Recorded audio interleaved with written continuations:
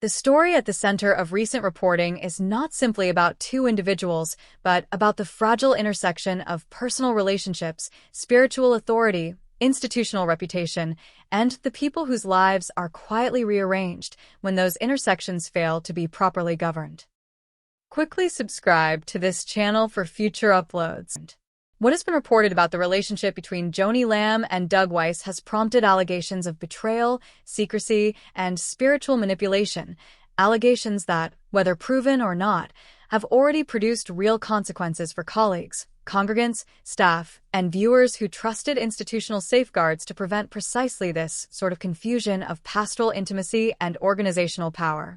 According to multiple sources, internal documents and testimonies have at times contradicted publicly offered explanations, and that tension between internal records and public narrative has fueled questions about whether organizational image was prioritized over transparent accountability. Those questions matter because they go to the heart of what it means to steward a faith community. When leadership answers to few and communicates selectively, the community's capacity to heal, to learn, and to protect the vulnerable is compromised. At its most basic level, this episode has highlighted how personal relationships within leadership, if permitted to remain opaque, can compromise ministry integrity and public trust. Some have framed a relationship as a private matter and defended it accordingly. Others have argued that the mixing of private motives and public authority requires outside review to determine whether spiritual influence was exercised in ways that advantaged one person or shielded the organization from necessary scrutiny. Both perspectives deserve to be heard, but the imperative for a credible resolution remains the same.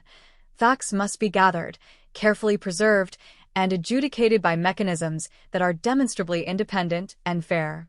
Any independent review should be structured with a clear and public mandate, specific scope, and authority to access the full record.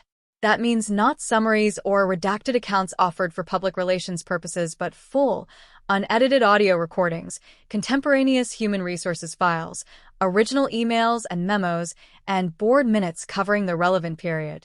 Interviews should be conducted under agreed protections that enable candor, non-retaliation guarantees, legal counsel where appropriate, and confidentiality protocols that protect complainants while preserving the integrity of evidence, so witnesses do not feel compelled into silence by fear of reprisal or public shaming.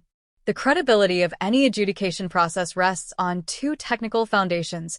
First, the evidence chain must be intact and retrievable in its original form. Second, the decision-makers must be demonstrably free of conflicts of interest. For boards, staff, donors, and the public, that implies a number of concrete expectations. Boards should expect to receive unredacted documentation as part of their fiduciary duty and should prioritize bringing in external, accredited investigators and legal counsel experienced in employment law, nonprofit governance, and safeguarding in religious settings.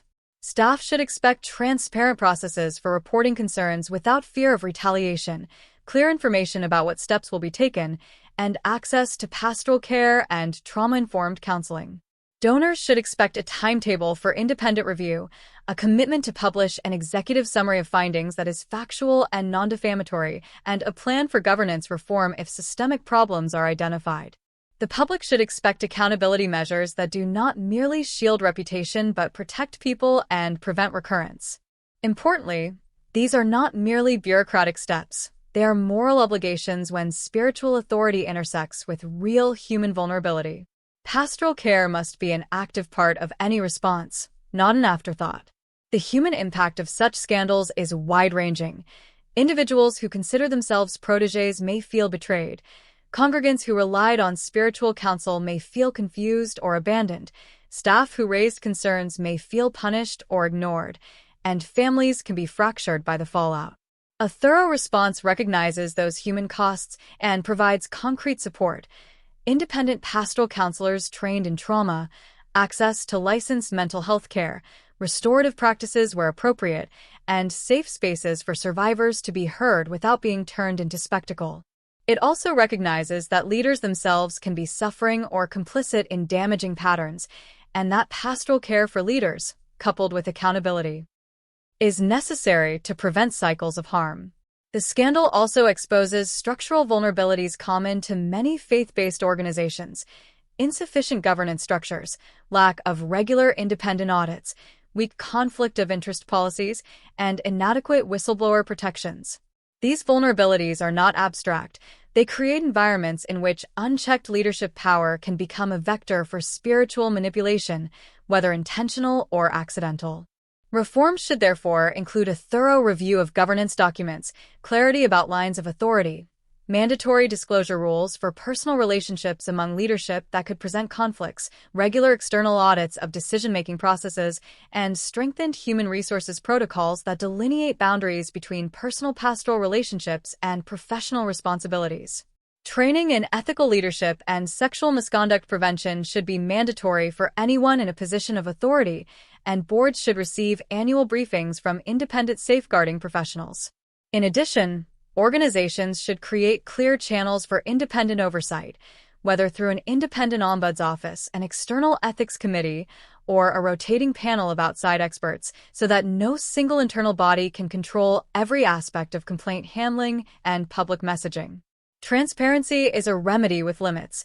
Full transparency must be balanced against legal obligations, privacy rights, and pastoral sensitivity, but that balance should never be an excuse for secrecy. Where privacy is legitimately required, organizations should at minimum publish clear statements about the process, timelines, and principles guiding their response, and should commit to sharing non-sensitive findings or remedial steps so that stakeholders can see that corrective action was taken. Donors and funders can play a constructive role by conditioning significant gifts on demonstrable commitments to governance reform and independent review, and by supporting resources for pastoral care and safeguarding training rather than only funding programming or capital projects. For journalists and citizens, the expectation should be careful reporting that distinguishes allegation from proven fact, that seeks to corroborate with original documents wherever possible, and that resists the urge to reduce complex institutional failures to individual villainy. When public reporting points to contradictions between internal documents and public statements, those contradictions should be highlighted as areas requiring independent verification. When silence persists from leadership, the silence itself becomes a fact that needs explaining. At the same time, public conversation must remain attentive to the human dignity of everyone involved and avoid turning survivors and alleged perpetrators into caricatures. An effective independent review will not only establish what occurred, but will provide clear recommendations for remediation and prevention. Those recommendations should include immediate steps to protect vulnerable individuals, a phased plan for governance reform, a financial review to determine whether any resources were misused or conflicts of interest existed, and ongoing monitoring to ensure reforms are implemented. Where systemic failures are identified, the board must be prepared to make changes, personnel shifts, policy revisions, and in some cases, third-party oversight, for a period sufficient to restore confidence.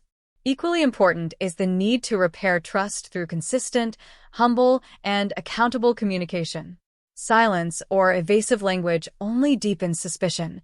Candid acknowledgement of mistakes, even before every question is answered, signals a commitment to truth and to the people harmed. The theological dimensions of such cases must also be considered carefully. For many, spiritual leadership confers an additional level of trust that complicates ordinary employment or governance disputes.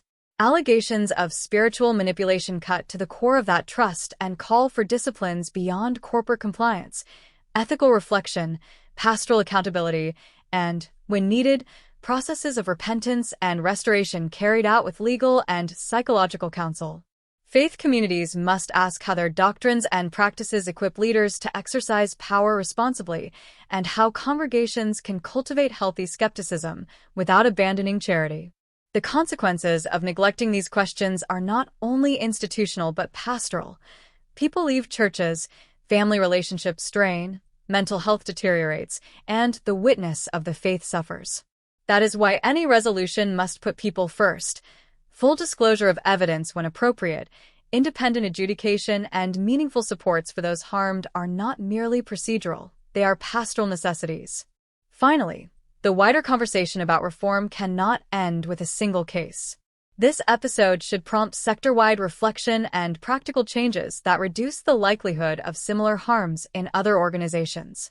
That includes resources for smaller ministries that lack professional HR capacity, sector-wide standards for governance and safeguarding, and donor coalitions that promote best practices rather than merely funding charisma.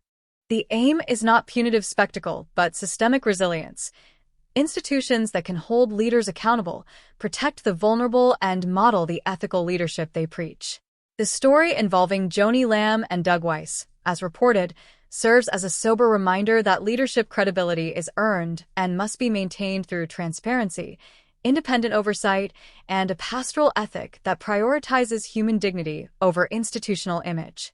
An effective response combines careful fact-finding, grounded in original, unedited records and protected testimony, with compassionate care for those affected and structural reforms that make recurrence less likely.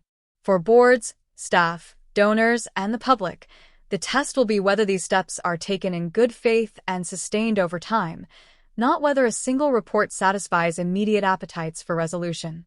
For those who have been harmed, the most urgent need is to be heard, supported, and protected. For leaders, the urgent need is to submit to processes of accountability that are as public as they are fair. If those commitments are met, the painful work of reckoning can become the foundation for renewed trust and more robust institutional care. If they are not, the deeper lesson will be that silence and secrecy will continue to do real harm. Please subscribe for more careful reporting and analysis.